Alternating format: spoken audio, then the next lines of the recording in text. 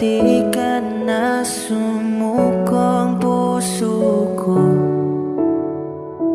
sa paulit-ulit na pagkakataon na nasaktan na bigo.